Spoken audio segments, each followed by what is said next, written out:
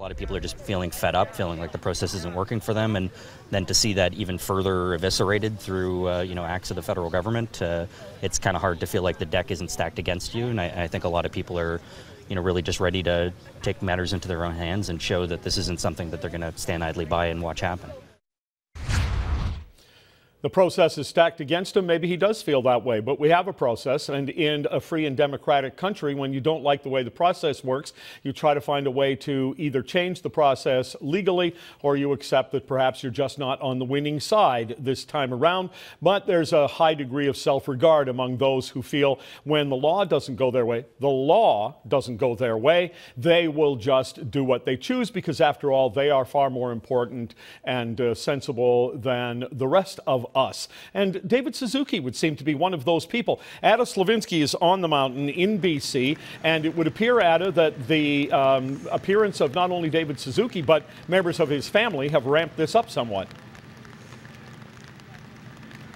Right, so yesterday things slowed down a little bit here, but today there was a rather large crowd. I'd say just over 100 protesters marched up the mountain, and interestingly what they were chanting is, "This is what democracy looks like." And I would tell them, well, that's not at all what democracy looks like. You have a right to speak your voice and express yourself here on the mountain, but there actually is quite a lot of other processes that you can be involved in, whether that's voting, whether that's the court process, the National Energy Board. But this is the way that people choose to express themselves here. And we just saw some more arrests just a few minutes ago.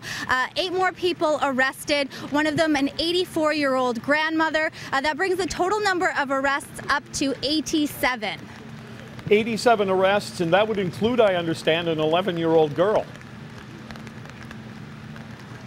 No, actually, Jerry, she was not arrested. Some media were reporting that earlier, but what happened was the 11-year-old girl was brought up to the mountain by her mother. Her mother actually crossed the line and was arrested herself, leaving her daughter up on the side of the mountain by herself. So police officers had to step in and just escort the young girl to safety, because obviously when the mother is in custody, there's nobody watching her. So that's what happened with that young girl. But today, as the group was marching up the mountain, we saw several very young children. I would say the youngest looked about 3 or 4 years old, and they were carrying the banner, and they were right on the front lines here. So people definitely getting their whole families involved, which, I mean, I can see the benefit to having all age groups here, but what I really do have to say that I see is especially elderly people being taken advantage of and made to cross the line and be arrested. And of course, some say they're doing it for their own free will and their own reasons. But I do find it interesting that we're seeing this high number of older people being arrested when some of the younger folks and some of the more prominent environmental leaders are not willing to cross the line themselves. Of course, our Paige McPherson asked David Suzuki on the weekend why he wouldn't get arrested, and he said he basically has too much to lose with his TV show. Ben West hasn't been arrested. He's been here several days. Today, Sephora Berman is here. She's a very prominent environmentalist and author, founder of Forest Ethics. She hasn't offered herself up for arrest either, so some questionable practices for sure. Well, David Suzuki's daughter was arrested. Granddaughter Midori Campos crossed the police line and was arrested. So David Suzuki's willing to have members of his own family arrested. Other people should be arrested. David Suzuki, as usual, will just take the money.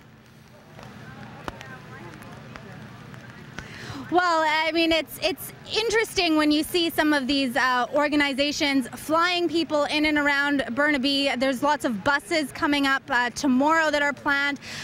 So lots of support coming from all different groups and lots of travel here. When you look at Suzuki himself coming from Malaysia, I believe, to be here on the mountain and to campaign against oil use, it just doesn't really stack up. It doesn't make sense. And that's really what this comes down to, is a lot of the people here say, we don't want oil, we don't want this pipeline, but they're not really willing to provide any other alternative.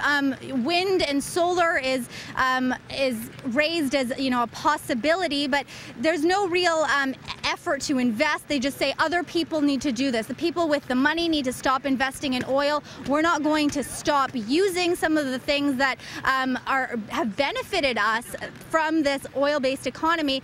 We just would like to see other people do something else.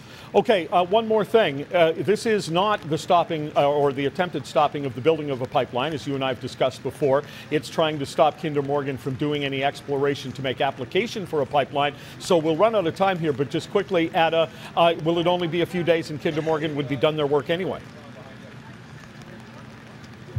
Right, exactly. So December 1st is their deadline to submit their findings from this environmental assessment. So very minor damage that would be done to the mountain from this. And December 1st is the deadline, and they'll be off the mountain before then. And then the only time that we might potentially see this pipeline built would be pushing 2017. So definitely still a ways away. Ada, thanks very much. Good to have you. Thank you.